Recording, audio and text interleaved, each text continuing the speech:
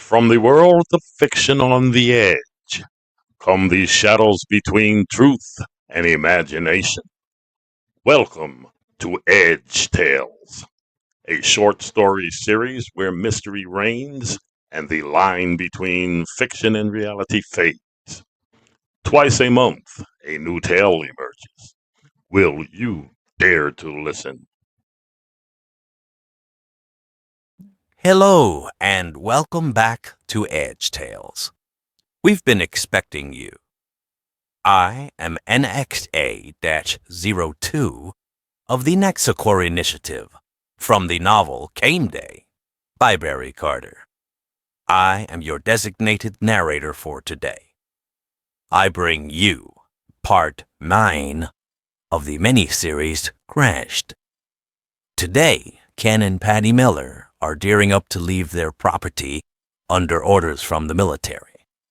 They don't plan to leave alone, and the plan is not foolproof, but the options are thin. We hope you enjoy it. So, let the story begin. Patty and Ken packed a few essentials into their suitcases. They had no idea how long a few weeks would really be, but they figured they'd deal with that when the time came. Enough clothes for a week, some toiletries, and a shared feeling of uncertainty. Hayes had given them a number to call once they reached the hotel. The room was already covered, he promised.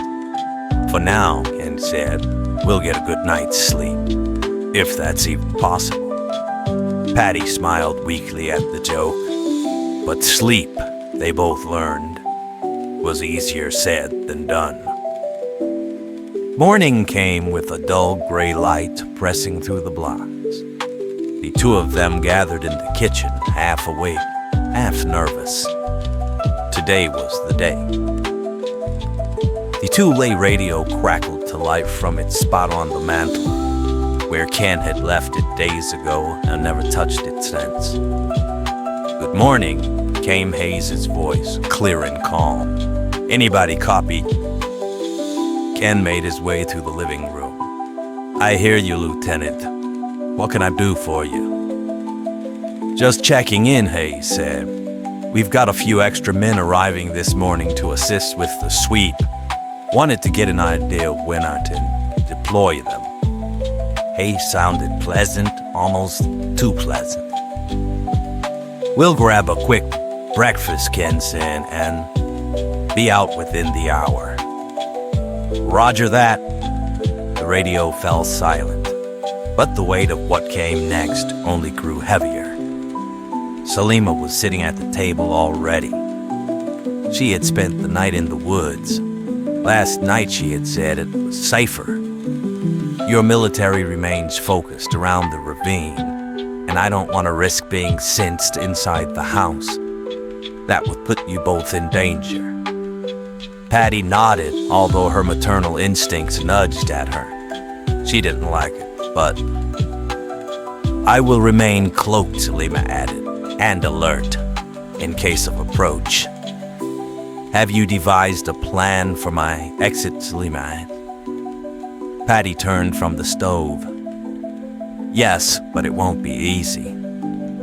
A moment passed, then as she stirred the pan, something clicked. Wait, you eat, right? Salima gave the faintest smile. Yes, I consume mostly vegetation, but when I first arrived, I needed to store energy.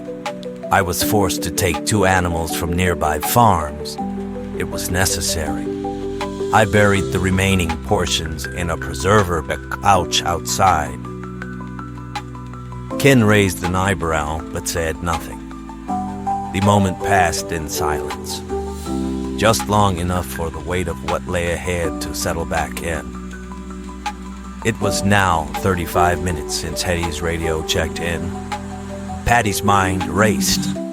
She had said she had a plan, but the truth was, she didn't. Not really.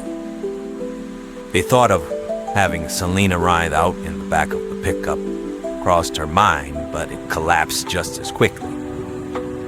What if they stop us? her thoughts were interrupted. "It is all right," Salima said calmly. "There are not many other choices." Patty stiffened. She had briefly forgotten Salima could hear her thoughts, and now she was speaking to her directly. "We will share the plan with Ken now," Salima added. Patty moved quickly. She pulled out a pair of jeans, a shirt, and shoes, laying them on the table.